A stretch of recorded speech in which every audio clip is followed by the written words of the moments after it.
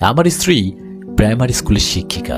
রাতের ডিনার শেষ করে আমার স্ত্রী ক্লাস 3 খাতা দেখছিল। খাতা দেখতে দেখতে আমার মিসেসের চোখ দুটো ছলছল করে উঠেছে। আমি কাছেই বসে টিভি দেখছিলাম। মিসেসের দিকে নজর যাওয়াতে দেখি আমার স্ত্রী চোখের জল মুছছে। আমি অবাক হয়ে জিজ্ঞেস করলাম, কি হয়েছে, কাঁদছো কেন? আমার মিসেস বলল, ক্লাস 3 পরীক্ষায় এক রচনা এসেছে মাই উইশ। আমি জিজ্ঞেস করলাম, তো কাঁদার কি হলো? এই প্রশ্ন শুনে সে বলল, সব খাতাগুলি আমি দেখেছি, সবাই ভালো লিখেছে। আমি কোনো কিছু বুঝতে না পেরে বললাম, তো তাতে কি? আমার স্ত্রী উত্তর দিল, একজনের খাতা দেখে আর নিজেকে সামলাতে পারলাম না, চোখ দুটো জলে ভরে উঠল। আমি খুব আশ্চর্যের সাথে আগ্রহ নিয়ে জিজ্ঞেস করলাম, আচ্ছা বলো কি লিখেছে? আমার মিসেস রচনা পড়তে শুরু করলো। সে লিখেছে, আমার ইচ্ছা আমি স্মার্টফোন হব।